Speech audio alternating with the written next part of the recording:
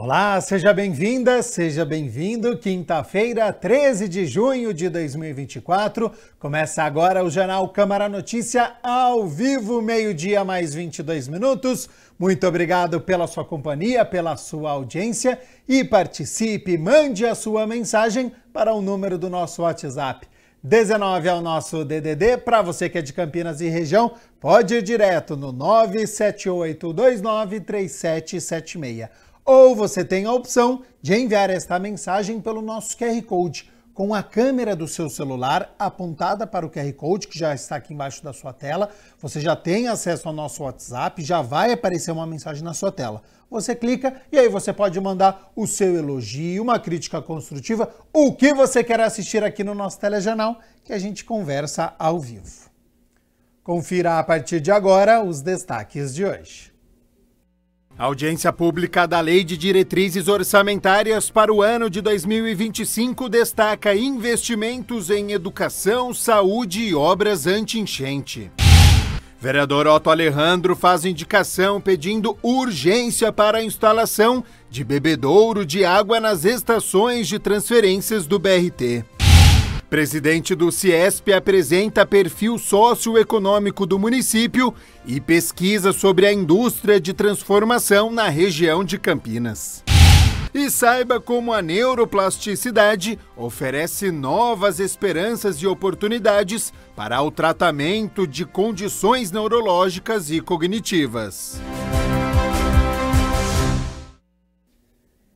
E a gente abre a edição de hoje com as notícias da metrópole, porque o presidente do Ciesp apresentou na tarde de ontem uma recente pesquisa sobre a indústria de transformação na região de Campinas, além de trazer um perfil socioeconômico do município. O estudo ainda pode servir como uma bússola para que empresários e lideranças políticas possam trabalhar de forma mais estratégica e eficaz na atração de investimentos para a cidade.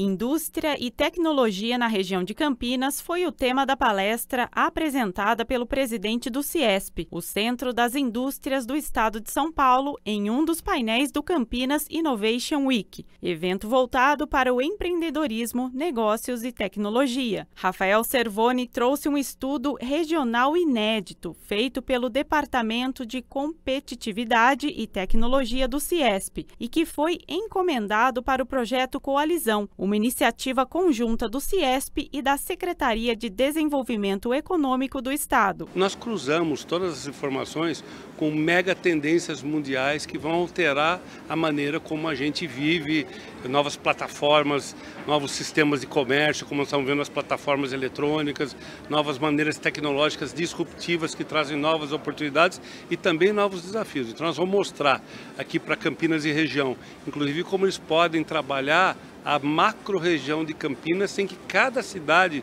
compita com a sua vizinha e sim tem um trabalho complementar. A pesquisa vai ajudar a atualizar o mapa das vocações econômicas do Estado de São Paulo e assim dar suporte às decisões empresariais e governamentais. De acordo com o estudo, a indústria de Campinas é o segundo setor que mais emprega na região, com 20% dos empregos formais. A área também lidera na remuneração, abrangendo 23,2% da massa salarial. A indústria em Campinas cresceu mais do que a média no estado de São Paulo. Isso mostra que nós estamos no caminho certo. A cidade tem adotado um processo de desburocratização, um processo de incentivo à atração de novas empresas. A substituição do petróleo, que é atualmente uma das fontes de energia mais utilizadas no mundo, por energia limpa, foi um dos aspectos citados por Cervoni e em ascensão no mercado. O petróleo está saindo até 2030, 2040, sendo substituído por novas matrizes energéticas. E isso pode linkar Campinas e região com toda a região de Piracicaba, com o etanol de segunda geração, com o biometano, com a migração para a energia verde e a transição energética para os novos automóveis também, sendo que uma das coisas mais importantes que a gente detecta em Campinas é que ela tem um PIB per capita melhor do que o resto do estado de São Paulo, que o resto do Brasil, tem uma concentração tecnológica que é recordista no Brasil e na América Latina, e isso junto pode trazer uma série de vantagens competitivas para Campinas, inclusive na atração de investimentos. O presidente ainda destacou os avanços no campo da inovação tecnológica, inclusive em setores tradicionais como a indústria têxtil. Os tecidos com sensores, por exemplo, novos tipos de matérias-primas e materiais avançados que têm uma conexão brutal com a universidade, e Campinas tem um sistema universitário que é fantástico, inclusive com um acelerador de partícula que ninguém tem. Então isso tudo integrado pode fazer de Campinas assim o grande destaque, e isso já se mostra nos números. O prefeito acredita que o município tem ofertado, com o apoio das universidades, mão de obra qualificada e atrativa para a indústria moderna. A indústria hoje, ela exige um grau de qualificação acima da média. Não é mais aquela indústria pesada, aquela indústria antiga, é uma indústria moderna que exige profissionais altamente qualificados. E a cidade vem fazendo um esforço imenso para qualificar a sua população, a sua mão de obra, e tem dado resultado. Hora das notícias do Legislativo, porque ontem foi dia da 36ª reunião ordinária e os vereadores aprovaram um projeto de lei de autoria do vereador Zé Carlos, que cria o programa Infância Sem Pornografia. A proposta, que agora segue para a sanção do prefeito para que possa se tornar lei municipal, estabelece medidas como a proibição de imagens, textos, materiais de divulgação e músicas que contenham pornografia ou obscenidade, tanto nos serviços públicos quanto em eventos apoiados pelo Poder Público Municipal, bem como o acesso de crianças a tal conteúdo. A gente tem contato, né? Eu visito muitas escolas e tem muitas pessoas, professoras, pais que pedem, protejam nossas crianças. Então é uma maneira da gente proteger essas crianças fazendo esse projeto que tem um alcance, né, no município de Campinas. Campinas é muito grande, ela tem uma diversidade muito grande de escolas, inclusive de professores. Então nós fizemos esse projeto para dar maior proteção às nossas crianças, que elas ainda estão em formação. Entendeu? E ela não conhece ainda sobre sexualidade. Então por isso ela faz muita confusão. Então por isso nós propusemos esse projeto. Um trabalho de conscientização das escolas, da Secretaria de Cultura, do Poder Público em geral, para que isso não ocorra. Ainda na 36ª reunião ordinária, os vereadores aprovaram o projeto de lei de autoria dos vereadores Igor Diego e Major Jaime, que transforma as câmeras dos radares de Campinas também em câmeras de segurança. A proposta determina que os equipamentos de controle de velocidade nas vias públicas do município deverão utilizar as tecnologias de reconhecimento óptico de caracteres para a identificação de veículos. O Igor, que foi o primeiro a pensar nessa ideia, me trouxe o projeto, começamos a conversar, e a ideia é muito boa, porque hoje a gente já tem várias câmeras que são utilizadas para fiscalização de velocidade. Mas essas câmeras, pela tecnologia que existe hoje no país, a empresa ela tem, através de um software, a possibilidade de também fazer reconhecimento das placas. Então, para quem não sabe, a gente chama de OCR, comumente, um veículo que passe e a placa dele é identificada, existe uma central, onde a gente já tem, hoje, até fizemos a aprovação dessa lei, que é o Centro Integrado, e ele vai receber essa informação, e se for um veículo produto de roubo, produto de furto, né, envolvido com algum delito, ele vai ser identificado e vai possibilitar a condição de policiais, militares, guarda municipal, polícia federal, polícia civil, fazer uma investigação até a prisão desse veículo. como principal finalidade também, a ideia justamente é aproveitar a tecnologia, né, vereador? Exatamente, os radares já estão colocados, existem vários pontos na cidade, então é uma questão de fazer com que as próximas empresas, as próximas contratações e até a atual, se isso for possível, que ela já coloque à disposição essa tecnologia para ser utilizada pela segurança da cidade. Nós temos duas linhas aí que esse projeto visa. Uma é a preventiva, né, que é a investigatória também, que é o seguinte: hoje, se um carro ele é roubado e tem essa boletim de ocorrência aí feito, essa placa ela entra no sistema dos setores de segurança. Em qualquer radar de trânsito ou semáforo que tem um equipamento que tem a finalidade hoje de pegar uma infração de trânsito, ele passa também a identificar que esse veículo passou naquele local, então tem uma medida ostensiva, rápida de recuperação.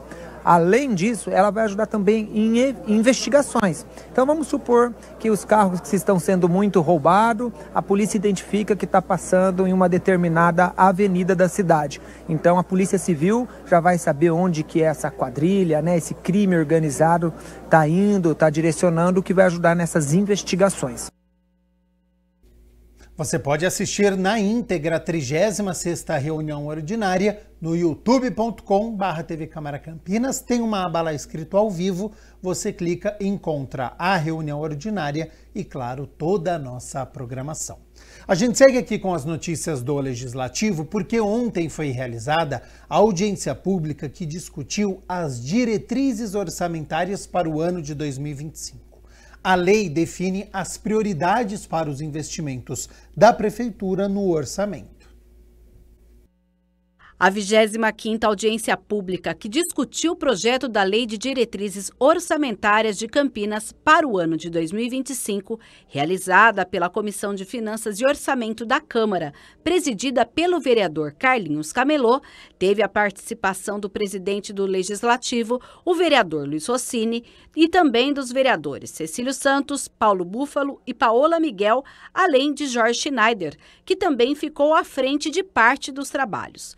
A discussão contou com o representante do Executivo, o secretário adjunto de Justiça, Cláudio Pires. É sempre uma satisfação poder retornar à Casa do Povo e ter esse contato direto, seja com os nossos legisladores e com a população. O Executivo, aqui representado pela Secretaria de Justiça, se coloca à disposição para estabelecer esse diálogo com todos na discussão da Lei de Diretrizes Orçamentárias.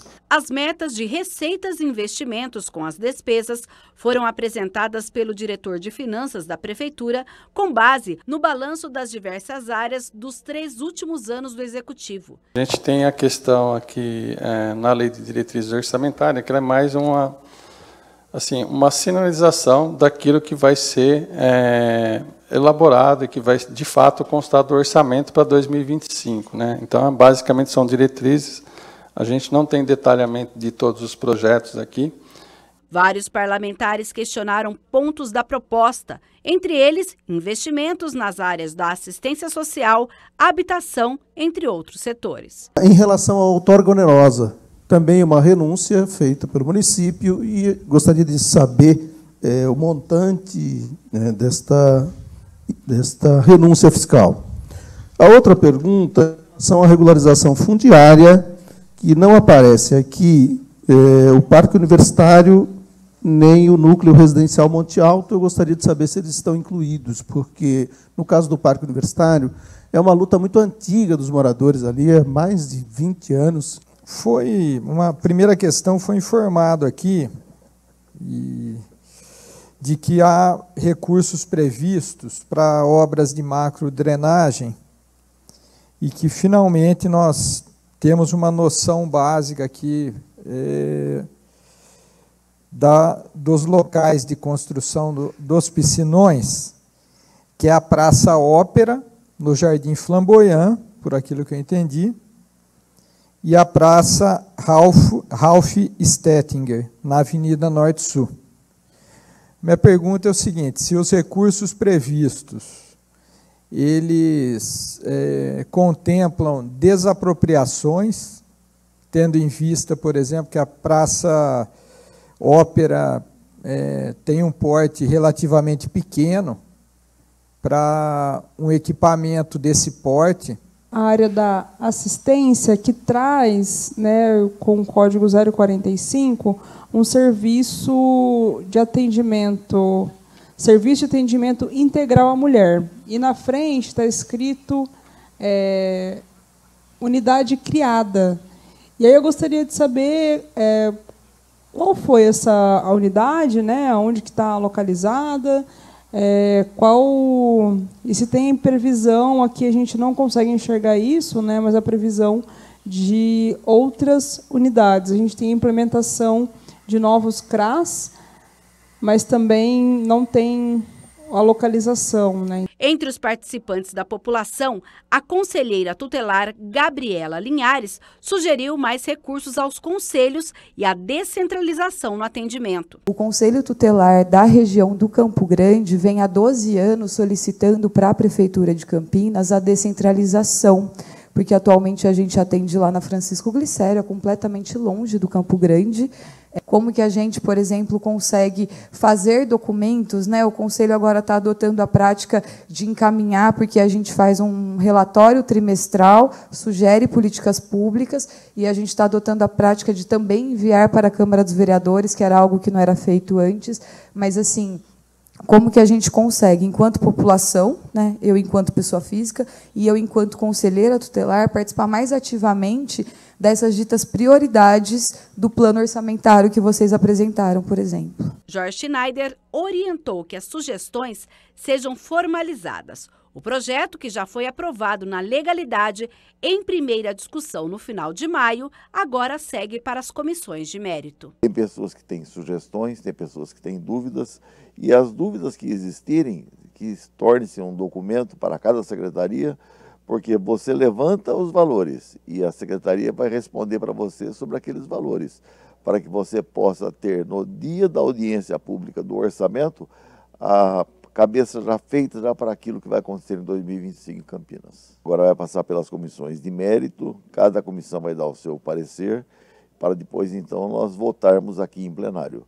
É uma obrigação nossa e, aliás, é um prazer nós sabermos que estamos destinando os recursos para Campinas de uma maneira correta e para que todos possam saber que Campinas está bem administrada. A Comissão de Finanças e Orçamento se reuniu pela 5ª vez no ano e deu parecer a 4 projetos de lei que estavam na pauta. Confira como foi. A 5ª reunião ordinária da Comissão Permanente de Finanças e Orçamento foi realizada no plenarinho e teve a presidência do vereador Carlinhos Camelô. A conduzir esses encaminhamentos das votações dos nossos projetos aqui que passa para Finanças, para fazermos um encaminhamento à votação, que claro que há discussões no plenário, mas o nosso papel aqui, eu falo que é conduzir, dar os pareceres e colocar ali para votação e deixar aí que os vereadores analisem esse projeto. Compuseram a mesa os vereadores Jorge Schneider, Fernando Mendes e Paola Miguel. Estar na Comissão de Finanças e Orçamento faz com que a gente discuta boa parte dos projetos, né? Quase todos os projetos que chegam até essa casa. Essa comissão é uma comissão muito importante porque nós norteamos os gastos e receitas no município de Campinas. Foram 4 projetos votados e todos aprovados, todos de autoria do prefeito. O primeiro dispôs sobre a extinção de cargos públicos de provimento efetivo de salva-vidas na prefeitura. O segundo autoriza a cessão de uso de áreas públicas municipais ao governo do estado de São Paulo para a regularização das instalações dos 8º e 9º distritos policiais de Campinas. O terceiro projeto desincorpora da classe de bens públicos de uso comum do povo e transfere para a classe de bens dominicais e autoriza o Poder Executivo a alienar exclusivamente aos proprietários lindeiros área de viela de passagem de pedestres. O quarto é sobre a instituição da ouvidoria geral do município. 3 deles certamente vai gerar bastante discussões no plenário, como essa questão aí da extinção de cargos de efetivo de salva-vidas, como também a regularização de instalações do 8º e 9º distritos, e sobre essa instituição da ouvidoria geral do município. Coisas boas para o nosso desenvolvimento, mas que também seguramente promovem as discussões. O vereador Otto Alejandro protocolou uma indicação ao Poder Executivo solicitando a instalação de bebedouros com água nas estações do BRT. O vereador Otto Alejandro protocolou a indicação número 5.379 de 2024, em que solicita com urgência a instalação de bebedouros com água gelada nas estações do BRT ao longo do corredor Amoreiras, João Boy do Lope e do corredor perimetral de Campinas. É muito importante para poder trazer a sensação de conforto a esses usuários, né?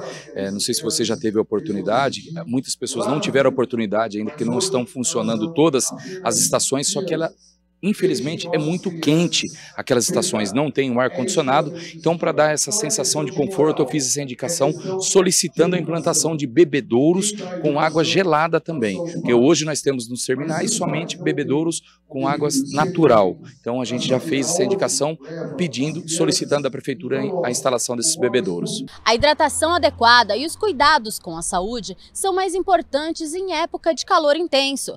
Por isso, é aconselhável que a pessoa beba bastante água e procure locais frescos e ventilados. O documento destaca que é de extrema importância a instalação, pois milhares de usuários do transporte público frequentarão o local diariamente. Além da fiscalização, recebemos também algumas mensagens de pessoas que já estão frequentando essas estações e, por ser o calor muito intenso, eles estão sentindo falta desse bebedouro. Mas essa indicação é para que seja instalado os bebedouros também com água gelada, igual está sendo instalado em alguns parques da cidade. Então, eu assumo um compromisso aqui perante todos, se a Prefeitura não quiser assumir essa responsabilidade, através da minha emenda impositiva desse ano, eu vou fazer a indicação solicitando a compra desses bebedouros para poder instalar em todas as estações.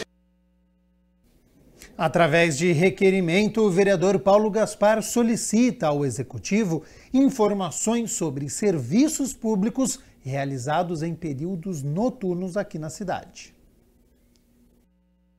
O vereador Paulo Gaspar protocolou o requerimento 1233 de 2024, solicitando ao prefeito informações sobre protocolos 156, referente à perturbação do sossego devido a serviços realizados de madrugada. Uma reclamação feita pelos moradores do Largo das Andorinhas, que é muito recorrente ali, perturbação do sossego na madrugada, não só em relação à limpeza de praças que é feito. Normalmente essas limpezas são feitas lá da FEPASA, lá em cima, e vem descendo até lá embaixo na prefeitura. Então, quando chega lá embaixo é no último horário, 2, 3 horas da manhã, e interrompe no meio da madrugada. Tem famílias ali com pessoas que são doentes, filho que é autista e uma série de outros problemas. E não só da limpeza, no caso específico teve um asfaltamento, quebração de chão, ali mexendo com asfalto, com máquinas, então foi muito problemático, 2 semanas ali. Em Campinas, aqui na área central, a limpeza é realizada por equipes que realizam a varrição durante o dia e a lavagem no período noturno. O vereador relata que não existe nenhum tipo de comunicado à população referente aos serviços fora do horário comercial e, por esse motivo, requer informações sobre a fiscalização da prefeitura e órgãos responsáveis a respeito do protocolo sobre a perturbação de sossego. E sem aviso nenhum, isso que é pior, né? A população, além do incômodo, se houvesse a empresa avisando os moradores ali, vamos ter um trabalho até tal hora, devido à necessidade X, não, zero justificativa. Então é uma coisa recorrente que acontece no centro como um todo, principalmente em relação aos moradores de rua, a sujeira que eles fazem, então a limpeza ocorre na madrugada, e a gente precisa chegar no meio termo aí, as pessoas precisam dormir para trabalhar no dia seguinte, e a prefeitura precisa encontrar um jeito de que esses prestadores de serviços cumpram um horário máximo, aí, até meia-noite que seja, e mudar a logística de como está funcionando hoje. Para o vereador, mesmo que as obras da prefeitura sejam de interesse público, é necessário respeitar os limites sonoros. O poder público tem que dar o exemplo, como sempre, né? Infelizmente não é o que a gente vê, a população não tem informação, vai atrás de informação, não tem aonde recorrer, liga no 156, o atendimento é moroso. O 156, nós temos aqui uma indicação para que ele funcione de fim de semana também, porque é um absurdo uma cidade como Campinas não atender de sábado e domingo. Então o cidadão, se ele tiver um problema no sábado, ele espera até segunda-feira. Realmente isso não pode continuar assim. Hora de homenagem aqui no Jornal Câmara Notícia, porque o vereador Marcelo da Farmácia entregou o diploma de mérito gastronômico à churrascaria Irata. O vereador Marcelo da Farmácia homenageou com o diploma de mérito gastronômico a churrascaria Irata, localizada na rua Carlos Augusto Barbosa de Oliveira, número 325, no Parque Industrial, que está completando 50 anos de funcionamento. Gente, agradeço de coração vocês receberem essa honraria gastronômica, agradeço a dona Regina, tá? E agradeço ao senhor também por ter nos recebido aqui. Então, com 90 anos não é pouquinho, é história, né? 90 anos é muita história. Gente, muito obrigado por estares aqui. A churrascaria recebeu a honraria pela contribuição ao desenvolvimento da gastronomia na cidade de Campinas. O restaurante Irata nasceu em 1974 como uma modesta mercearia, oferecendo lanches e salgados até altas horas da madrugada. Com o tempo, o local se transformou em um ponto de encontro de funcionários de grandes empresas e jogadores dos times campineiros Ponte Preta e Guarani, sendo um lugar com uma atmosfera familiar e acolhedora. Obrigada pela homenagem para o meu irmão, né, o patrono, e que ele está muito feliz, né, que vocês fizeram essa homenagem, porque vocês sabem, né, que, por tudo que nós passamos aqui, mas com a ajuda de todos, né, nós chegamos até hoje. Não foi fácil, mas eu agradeço por ter participado da vida de cada um, do avô de cada um, dos pais, dos parentes, porque é uma família aqui, né? E continua sendo da família, é um restaurante familiar, e ele é o patrono daqui. Ele começou tudo, e tudo que ele fez não foi fácil, porque quando a gente começou, a Moreiras não tinha nada, era chácaras. Então, a Campinas terminava aqui. Então, assim, vinha, graças ao povo de Campinas, o pessoal veio do Taquaral, vinha do bairro aqui, de todas as partes, né? A ponte quebrava do Curtume, tinha que dar a volta, não tinha tanto acesso assim, mas graças ao bom Deus a gente chegou até hoje aqui, né? Com muita luta, e porque a gente ama o que faz. E essa homenagem, não tenho o que falar, eu participo de vocês aqui há mais de 30 anos, eu era solteiro, eu estou casado há 30 anos.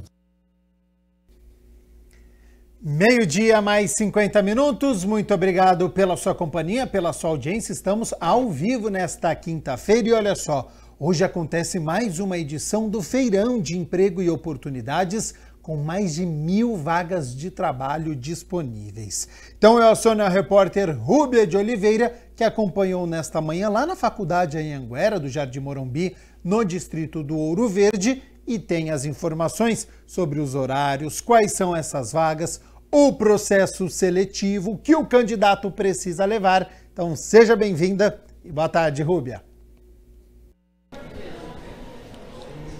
Boa tarde para você também, Gabriel. Boa tarde a todos. Isso mesmo, nós estamos aqui no distrito Ouro Verde, no Jardim Morumbi, Faculdade Anhanguera, porque mais uma vez a Secretaria de Trabalho e Renda de Campinas promove aquele super feirão. E hoje, gente, olha, tem mais de 14 empresas aqui aguardando por você. Você que está em casa, está assistindo o nosso jornal, está pensando, e agora o que eu vou fazer, né? Olha, tá aqui a sua solução, porque tem emprego para você. Fique esperto, fique atento, pega aí sua caneta e também para você poder anotar tudo certinho que você precisa trazer. Ainda hoje você pode sair daqui empregado. Quem vai falar mais para a gente é o secretário do Trabalho e Renda aqui de Campinas, né? O Arthur Orsi. Muito boa tarde, seja bem-vindo, secretário. Mais uma vez, um feirão trazendo oportunidades. São mais de 1000 vagas hoje disponíveis aqui para a população de Campinas que está em busca do emprego e da renda.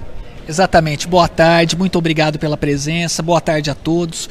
Nós temos hoje aqui no Jardim Morumbi, na Faculdade Anhanguera, né, no distrito do Ouro Verde, 17 empresas ao todo fazendo o atendimento às entrevistas, além de nosso atendimento do CEPAT. Então o feirão ele propicia que as pessoas possam, no único dia, no único local, fazer o primeiro atendimento pelo CEPAT e já o encaminhamento de entrevista para a empresa. Pessoas já saíram daqui empregadas, né? E essa que é a nossa grande satisfação. E como você disse, são 1.300 oportunidades de emprego, né?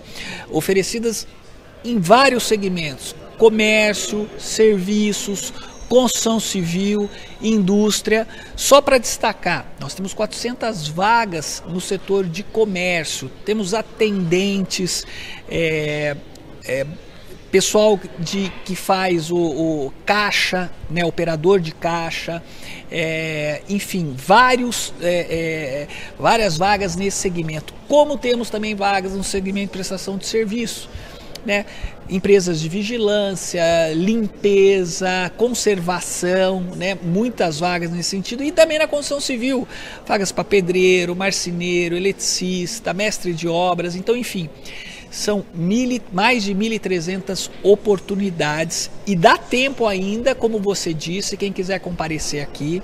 As senhas vão ser distribuídas até o momento em que acabarem ou se encerram por volta das 15 horas, porque o atendimento vai até às 16. Maravilha. E o pessoal aqui, o candidato, aliás, ele precisa trazer o quê, né, para poder participar desse feirão de emprego? Estou em casa, estou assistindo o secretário falar agora. O que eu preciso providenciar para chegar até aqui na Faculdade Anhanguera? Olha, é muito simples. O trabalhador que tem interesse em uma dessas vagas, ele vem ou com a carteira de trabalho ou com um documento com foto, e aquele que já tiver o currículo pronto, preparado, pode trazer aqui. Quem não tiver o currículo, nós temos aqui a parceria com a faculdade, com a FAC, e temos aqui o pessoal que ajuda a elaborar o currículo. Então também não precisa se preocupar se ele não tiver o currículo pronto, e a gente também dá uma refinada no currículo. Nós temos aqui as palestras que antecedem aqueles que vão ser atendidos pelo CEPAT. Enquanto você está aguardando, você está ouvindo uma palestra, e nas palestras eles falam exatamente isso: como elaborar um currículo, como se portar na entrevista, a parte emocional, a parte de apresentação. Então, enfim, temos um trabalho aqui completo para oferecer para todo trabalhador que quer concorrer a uma dessas vagas. Então, interessante a gente citar também, secretário, que tem serviços da Casa do Empreendedor, tem orientação e auxílio para o microempreendedor também. Então, se eu sou um microempresário, um microempreendedor, estou começando aí, tem orientações, né? Como é que está funcionando? Exatamente. Olha, o CEPAT, o Centro Público de Apoio ao Trabalhador, também faz o atendimento aos microempreendedores individuais, aos MEIs. Nós atendemos, só o ano passado, lá foram mais de 8.000 atendimentos MEI, né? Então, esses MEIs, agora, eles têm também a oportunidade de contar com o financiamento do Banco do Povo Paulista em parceria com a Prefeitura. Nesse ano, nós conseguimos, através de tratativas com o governo do Estado, retomar os financiamentos para esses microempreendedores. Então, o Banco do Povo está aqui presente, pegando o interesse, fazendo o cadastro daqueles microempreendedores que querem microcrédito. Como funciona isso? É sem burocracia nenhuma, trazer os documentos da empresa, são microcréditos que vão de R$ 7.500 a R$ 21.000, juros baixíssimos, facilitados e, como eu disse, sem burocracia, para facilitar para o empreendedor adquirir esses créditos. Que legal, né? Então nós temos aí opção, são vagas, né? Tem também a opção aí de crédito para o microempreendedor, e tem o pessoal também que está fazendo atendimento de saúde, né, secretário? Isso, também uma parceria com a FAC. Eles trouxeram aqui o pessoal da enfermagem, né, e estão fazendo aqui para aqueles trabalhadores que eventualmente queiram fazer um acompanhamento, se sentirem mal ou quiserem fazer só um check-upzinho assim rápido com relação à glicemia, com relação à pressão, eles estão aqui fazendo também esse atendimento. Maravilha, olha só, gente, olha, você pode vir para cá ainda hoje, tá? As senhas estão sendo distribuídas. Secretário, vou pedir uma pausinha para o senhor agora, porque nós conversamos com uma galera que veio animada para procurar, para encontrar a vaga, e olha o que eles disseram. Vamos ouvir, o pessoal tá animado e é assim que tem que ser. Já vem pensando, deu tudo certo. Vamos conferir. Bom, isso é muito importante, né? Principalmente para as pessoas mais carentes, que às vezes o pessoal não tem condições de estar indo por causa de transporte e estar indo se locomover até o centro. Isso é muito importante para eles, né? Para poderem ter acesso a esse tipo de serviço, né? Isso é muito importante. E hoje você está trabalhando aqui, está fazendo aí, está monitorando a saúde do pessoal, né? Já passou bastante gente por aqui? Sim, já. Desde manhã o pessoal já está vindo, a gente está acolhendo as pessoas e mostrando, né, que a gente está ajudando, né, o pessoal a poder fazer além do emprego, a gente está podendo aí ver a saúde da pessoa, orientar, porque às vezes as pessoas, né, ainda mais nessa época do ano que a gente está bem ruim com a Covid aí, né, então a gente orienta as pessoas também a isso também, além de se cuidarem com a saúde, ainda conseguir um emprego, né, isso é muito bom, né. Eu imprimi o currículo e agora estou só na guarda do CEPAT ali, mas já fiz uma entrevista já no Jardineiro e agora estou esperando chamar do CEPAT fazer mais umas entrevistas. Fica mais fácil você, ao invés de ir para o centro, vir para o bairro? Acho que fica mais fácil. Para mim fica. E qual que é a expectativa hoje? Eu tô com fé, né? Com fé que eu vou sair com alguma coisa aqui, né? Eu passei por uma etapa nova, já marquei uma entrevista para amanhã e vamos torcer para dar tudo certo, né? E o que você acha dessa ação, né? Desse feirão com várias vagas de empregos em um só lugar? Olha, eu acho muito interessante, muito válido também, porque tem muitas pessoas desempregadas, né? Isso é uma grande oportunidade, é um lugar de fácil acesso para as pessoas, né? E eu acho muito legal. E qual que é a sua função? Olha, eu estou fazendo o curso de técnico de enfermagem e quando eu terminar o curso eu pretendo atuar nessa área. Por enquanto, a gente, né, vai procurando outras coisas por enquanto. Tá. Parece que já tem aí uma vaga de caixa, atendente de caixa já está encaminhado, né? Vamos ver se dá tudo certo amanhã. Viu só, é desse jeito. O pessoal levantou cedo, já veio para cá, aqui no distrito de Ouro Verde, no Morumbi, na Faculdade Anhanguera, onde está rolando o feirão de empregos. Você que está procurando um emprego, para de procurar, que você já encontrou, vem correndo para cá, dá tempo ainda e já vem com o pé direito, assim como nós ouvimos esse pessoal que falou com a gente. Importante, né, secretária, a gente já sair de casa acreditando que tudo já deu certo, porque com certeza, chegando aqui, a oportunidade de dar certo é 99%. Não, sem dúvida. Saindo com o pensamento positivo já é o primeiro caminho, né? E com essas vagas, com o montante de oportunidades que tem aqui, com certeza o trabalhador pode vir, que a chance é muito grande de sair empregado. Antes da gente encerrar, então vamos reforçar. Nós temos aqui mais de 1.300 vagas de emprego. Exato. Temos também algumas empresas que já estão fazendo aí aquela seleção, né, para os novos funcionários, os novos colaboradores, é isso? Exatamente, 17 empresas que estão presencialmente fazendo já as entrevistas para aquelas vagas que o CEPAT já encaminha. Então, primeiro chega, tem o atendimento do CEPAT e o CEPAT encaminha conforme os requisitos das empresas para a entrevista com essas empresas. A facilitação do feirão, qual que é? No mesmo dia, no mesmo local, a gente chega na população, onde a população está fazendo esse feirão, como é a 9ª edição nossa, então nós estamos indo nos bairros, aí a pessoa também não precisa se dirigir até o CEPAT, então tem essa questão também, a facilidade de locomoção e no mesmo lugar, no mesmo dia, faz todos os atendimentos. Descentralização, né? E facilitando para você, porque já sabe, né? Você que está em casa, olha, tô pensando, será que eu vou conseguir um emprego? Vai. Hoje você vai. É só vir aqui, senhas ainda estão sendo distribuídas. E para a gente fechar agora de verdade, sei que o secretário tem compromisso, vamos reforçar para aquele microempresário. Está precisando de um microcrédito, vem correndo para cá. Exatamente. O Banco do Povo Paulista, em parceria com a Prefeitura, nós fazemos o credenciamento das pessoas, dos microempreendedores, está aqui também, né, oferecendo os microcréditos que vão de R$ 7.500 a R$ 21.000, conforme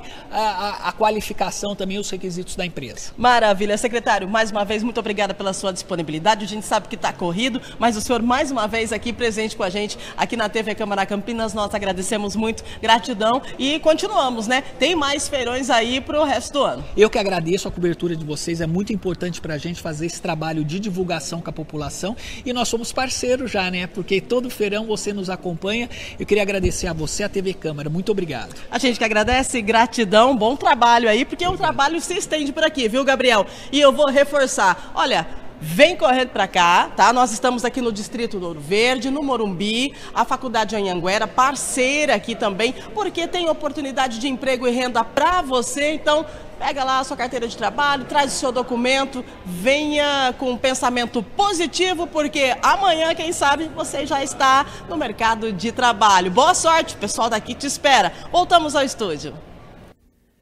Muito obrigado ao Rúbia de Oliveira pelas informações. Quero agradecer novamente a disponibilidade do tempo, as informações que foram passadas aqui pelo Arthur Orsi, que é o secretário municipal de Trabalho e Renda, e boa sorte aos candidatos.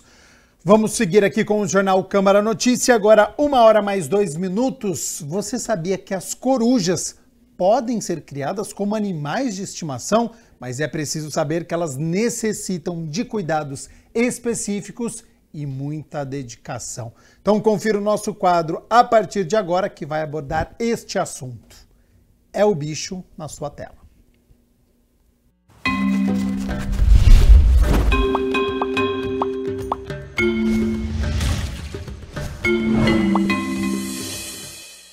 Nesse episódio do É o Bicho, você vai conhecer mais sobre um animal de hábito noturno muito interessante e misterioso, a coruja, uma grande estrela de cinema.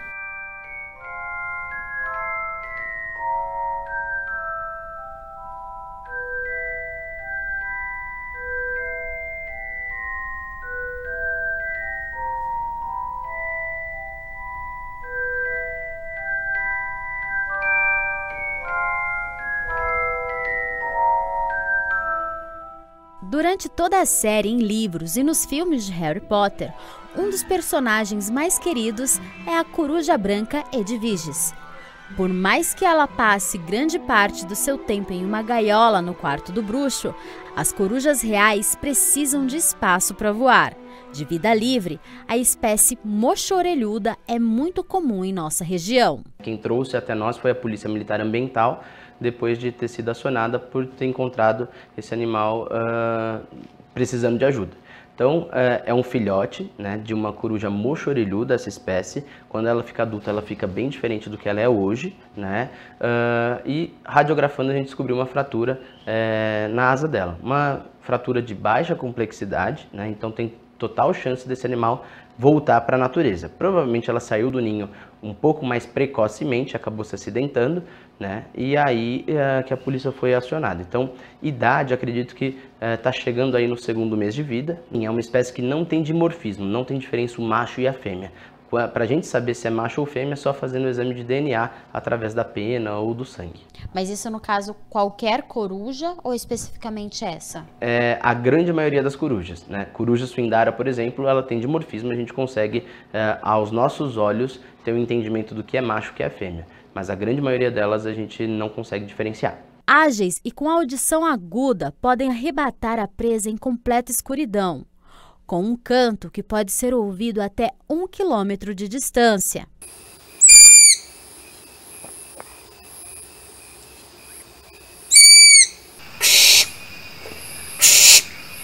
Ela tem chifrinhos, não sei se consegue ver, mas ela tem 2, né?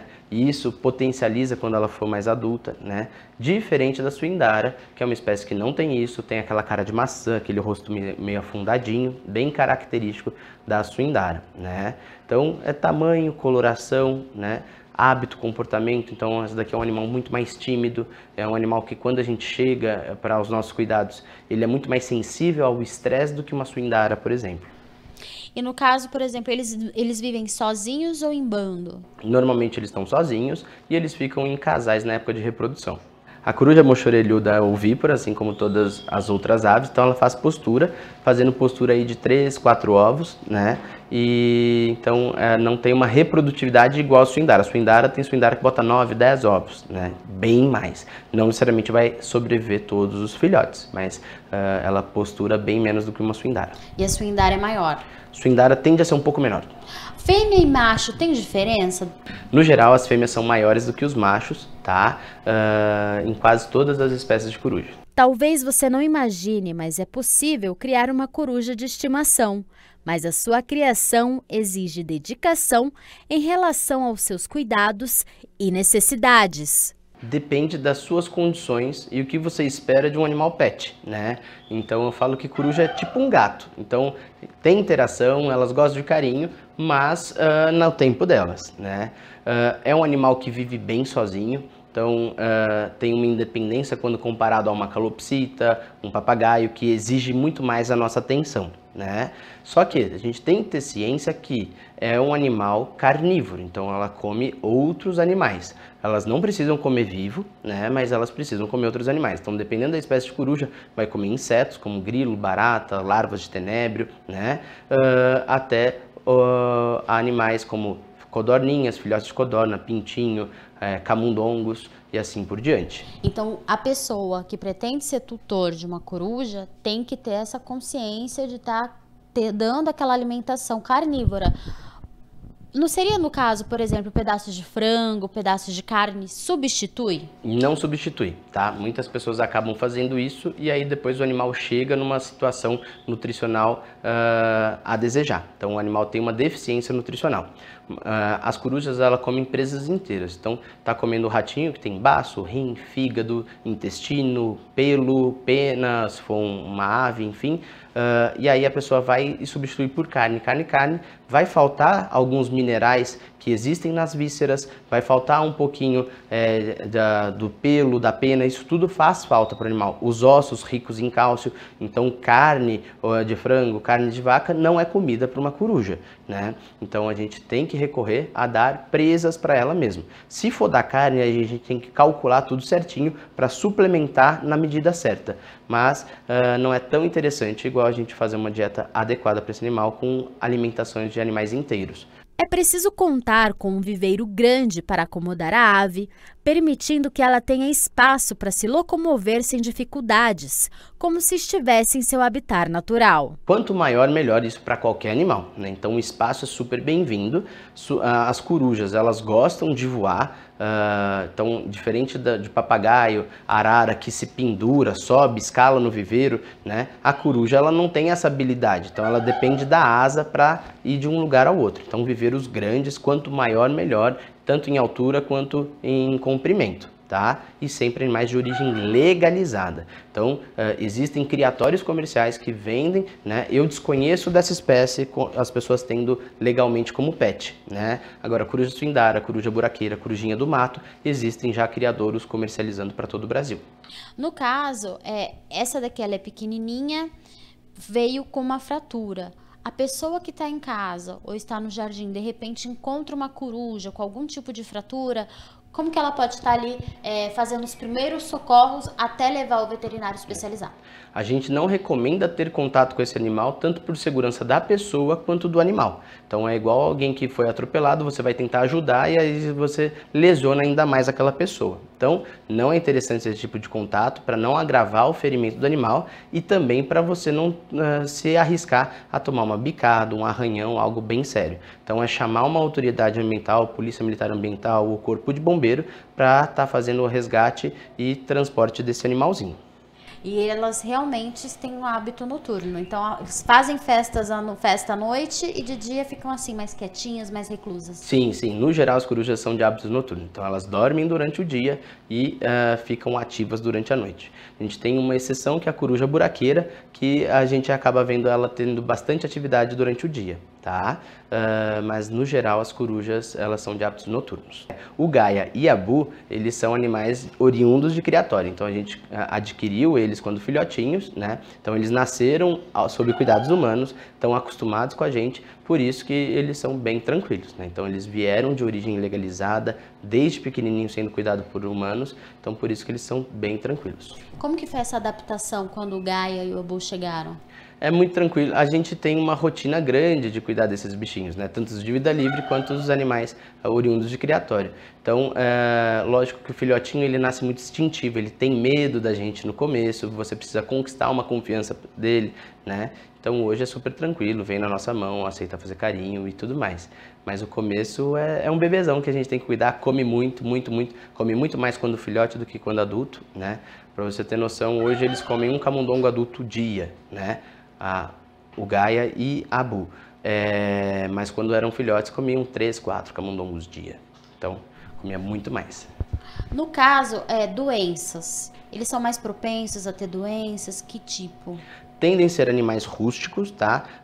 Tendem a não ter tantas doenças, mas o que a gente vê quando sob cuidados humanos doenças nutricionais por erro de nutrição, animais pode adquirir uma pneumonia, pode se acidentar, machucar e ter uma ferida de pele, né, que vai infeccionar, formar um abscesso, isso pode acontecer, e depois na fase mais senil, os órgãos não estarem funcionando tão legal, então a função renal não está tão interessante, função hepática não tão interessante e assim por diante, então tem que ter esse acompanhamento.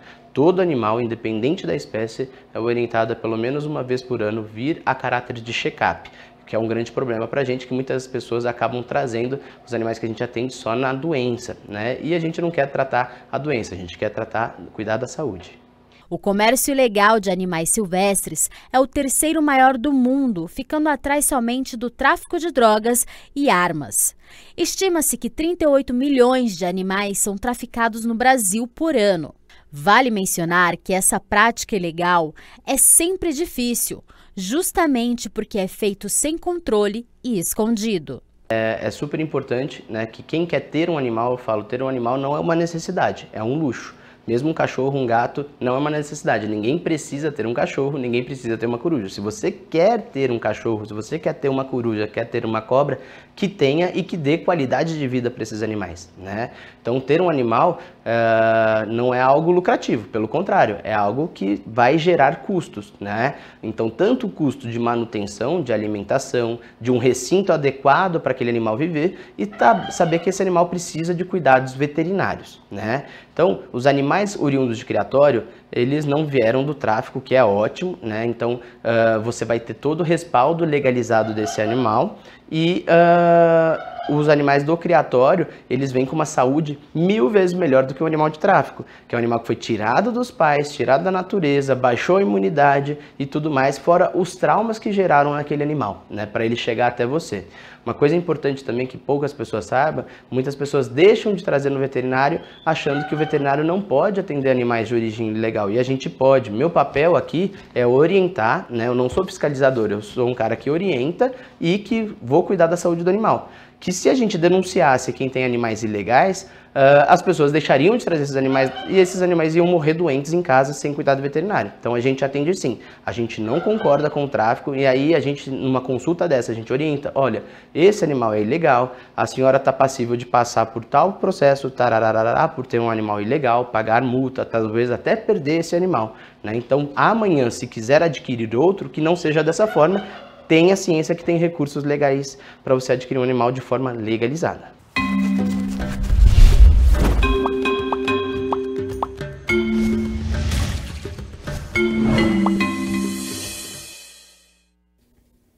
A neuroplasticidade, uma fascinante capacidade do cérebro de se adaptar e se remodelar ao longo da vida, tem sido objeto de intensa pesquisa e interesse nos últimos anos.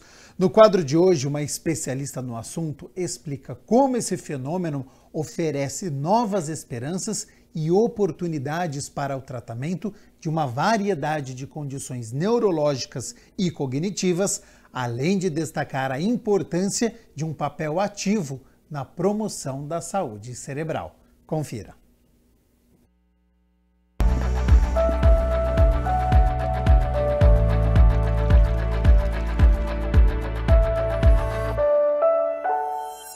Olá, mais um Saúde Agora, começando aqui na programação da TV Câmara Campinas. E hoje nós vamos falar sobre neuroplasticidade. Você certamente já ouviu aquela frase, quem aprende a andar de bicicleta nunca mais esquece.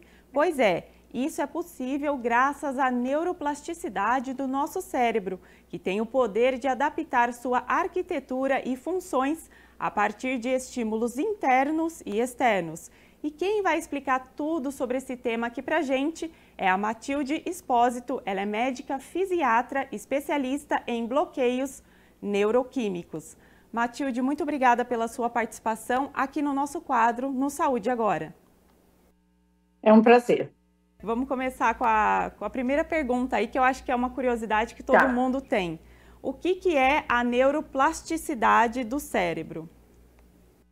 Neuroplasticidade é uma capacidade do cérebro de se reorganizar após uma lesão e de se reorganizar durante a vida à medida que suas células vão naturalmente envelhecendo e morrendo.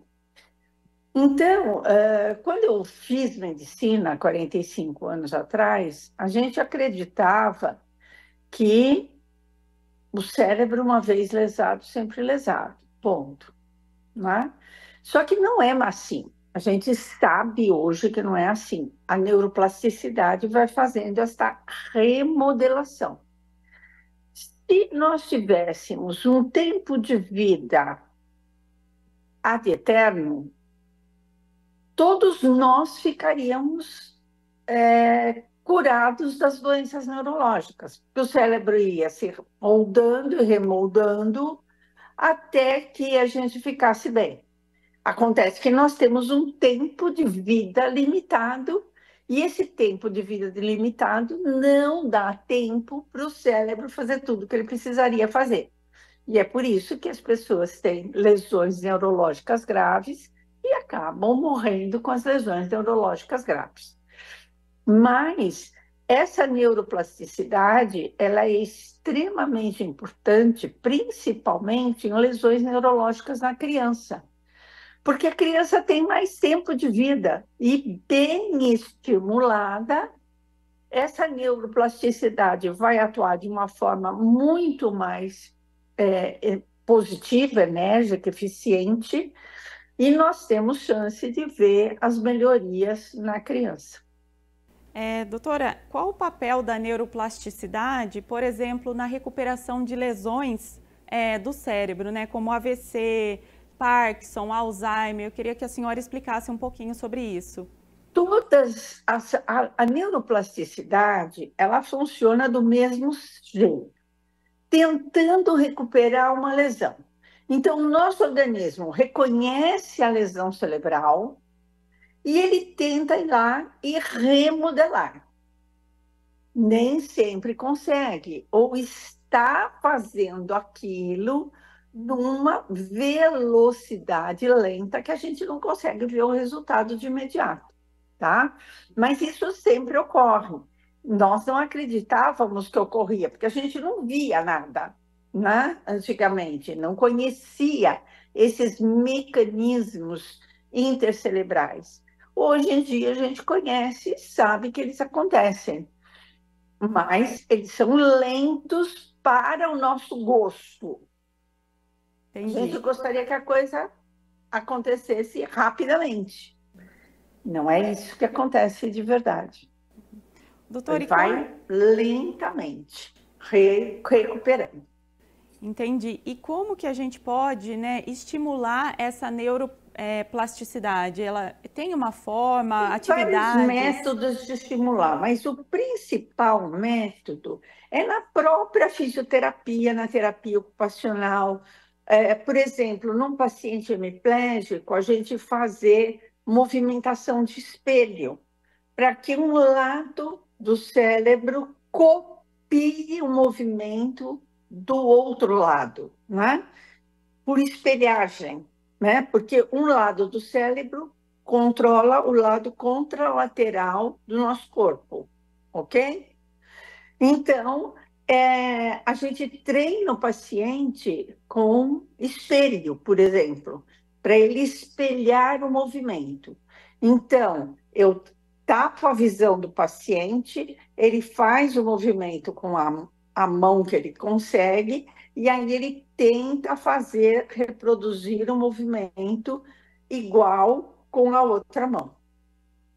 E como que a gente pode, doutora, criar essas novas conexões neurais? Isso é possível, mesmo o mais velho? Estimulando. É possível criar novas conexões neurais, mas só com estímulo. Se não fizer os estímulos, a coisa vai muito mais lenta do que precisaria. Então, nós temos que estimular o paciente neurológico a fazer todas as funções que lhe restaram e estimular as funções que estão comprometidas de maneira a ele começar a responder. Existe algum tipo de atividade específica para aumentar esses estímulos do nosso cérebro?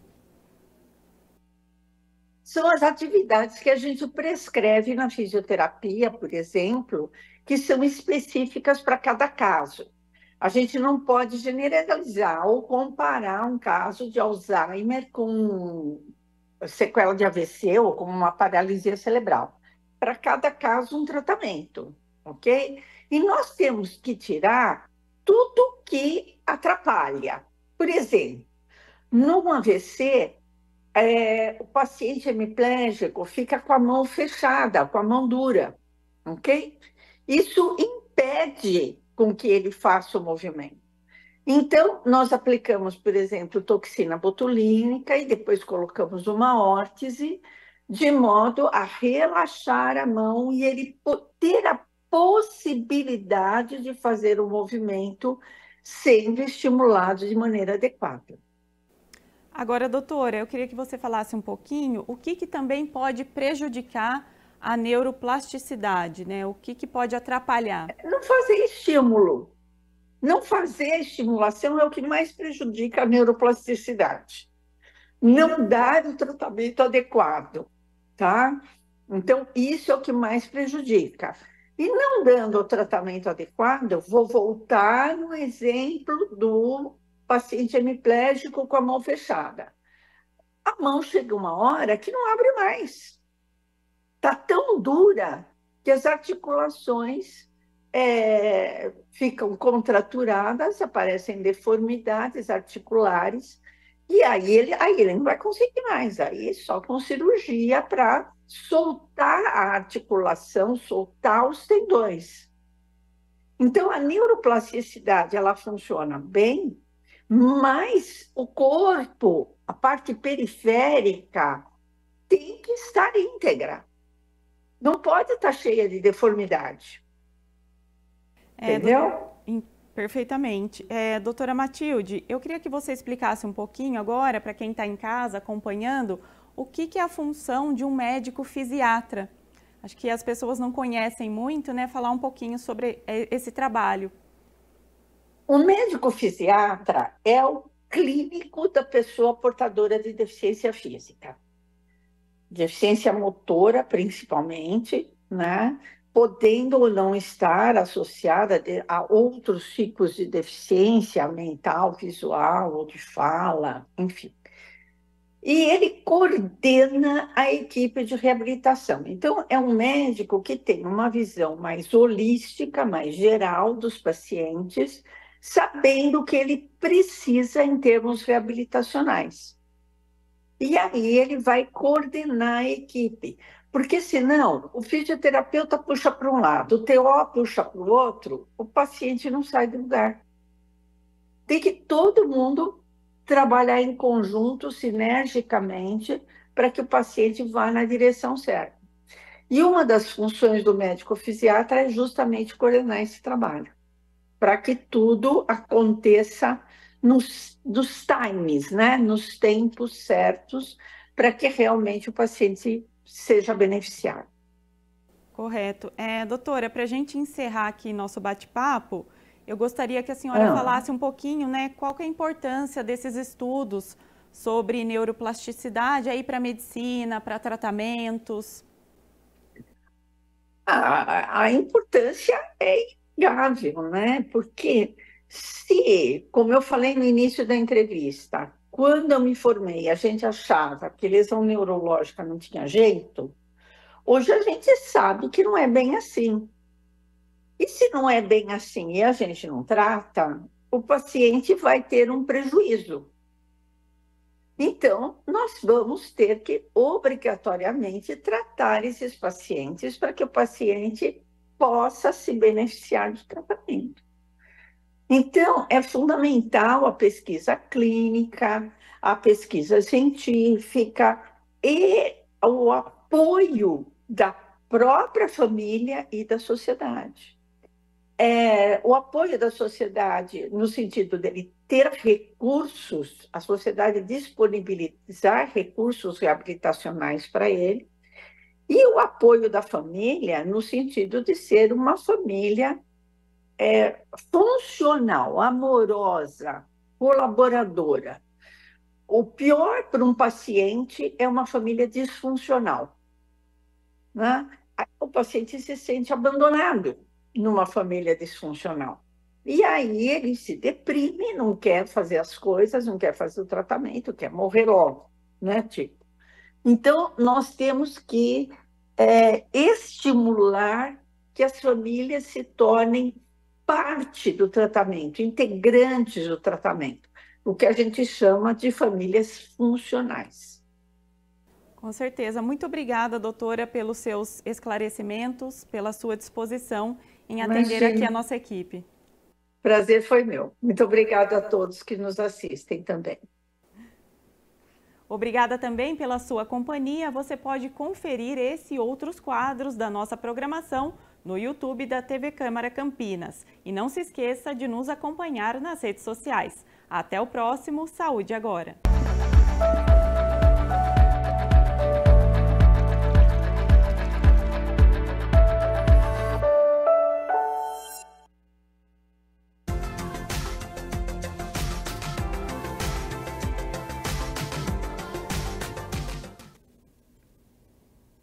Hoje e amanhã o sol aparece durante todo o dia com poucas nuvens e nada de chuva, massa de ar seco estacionada em Campinas e região, portanto sem mudanças nas temperaturas. Elas já estão aqui na minha tela para amanhã, sexta-feira, então, 14 de junho, mínima de 16 graus, já é uma mínima elevada. Ao longo do dia a temperatura sobe, podendo chegar aos 29 graus aqui na cidade de Campinas. O Jornal Câmara Notícia fica por aqui. Muito obrigado pela sua companhia, pela sua audiência. Continue na nossa programação e nos vemos amanhã na sexta-feira a partir do meio-dia. Até lá. Tchau, tchau.